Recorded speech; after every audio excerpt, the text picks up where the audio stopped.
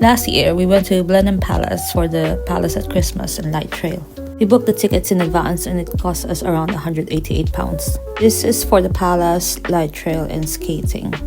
The Palace Trail cost £39 per person, Light Trail is at £21.50 and we got skating tickets for £25. We also have a charity contribution for £2 and got refundable tickets for £15.24. We chose the off-peak hours and went there on a weekday. We decided to stay in Oxford overnight because it might be too late to go home and also because we wanted to explore Oxford for a day again. Got to Oxford just before 1 and luckily the bus was there already. The bus ride was about 30 to 40 minutes. The ride was okay and we enjoyed the view. Look at those sheeps!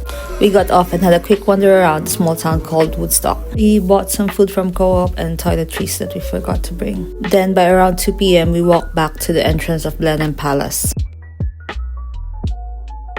As you can see, the entrance gate to the palace itself is a bit far, maybe 5 to 8 minute walk. We were a bit conscious to be walking on this road as mostly cars passes by, but once we crossed the car park, some people are walking too, so we are good. So the question is, how many entrances should the palace have? There were so many before we actually get to the center.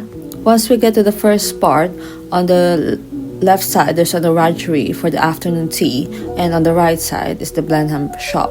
We probably spent just over an hour on the shop because there are so many beautiful things to look at and we couldn't decide what to get. Also, there are toilets here in a coffee shop as well, so you could spend most of your time in here if you want.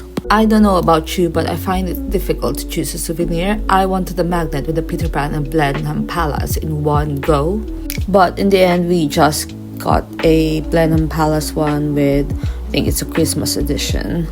You can actually do some Christmas shopping here because there's loads of Christmas stuff around. After the first part where the carousel is, there's another entrance arch and the next part is where the market and skating and the palace door itself can be found. There's loads of shops that sell handmade stuff and food stalls as well. Look at those cute trees, they're all lined up. So we entered the palace just before 3:15. Was greeted by a huge clock and a giant tray. As you might have guessed, last year's theme was Neverland, which is Peter Pan. The Palace Trail is a one-way system and sometimes the queue doesn't move for a few minutes.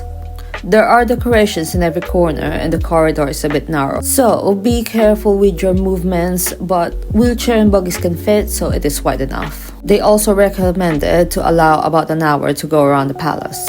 I absolutely love this part, it looks real. We booked a skating session around 5 p.m. and the light trail just before 7. In that way, we don't need to rush. You can take your time taking photos and videos, but just be respectful of the people who are waiting for their turn. They really thought about every corner of the room, 100% decorations all around. When we bought the tickets, it also comes with an annual membership, so we might go again next year. I think it would also be fun to see the palace without all the decors. Do you want to see that too? Just as they predicted, we finished in about an hour, rested a bit outside and wore our jackets again because it was getting chilly. We had a bit of time before our next activity, so we got something to eat. Got some apple crumble brulee and hot chocolate.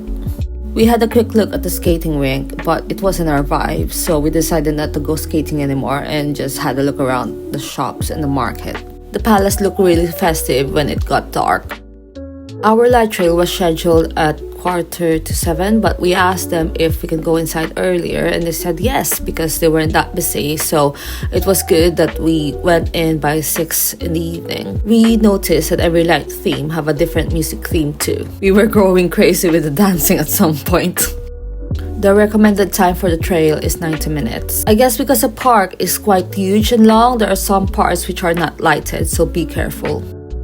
Then we found this beautiful light show by the water, but my favorite part is the roasted marshmallows and the fire pit because it was getting chilly. I also think that was the halfway point, so if you made it there, congratulations! The trail, in our opinion, was a bit of a trek. There were ups and downs and it was quite challenging to push a wheelchair and a buggy in some parts. We saw it.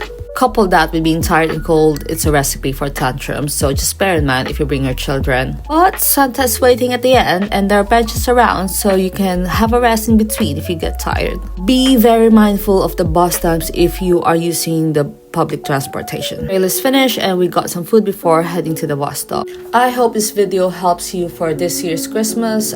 Enjoy and subscribe for more.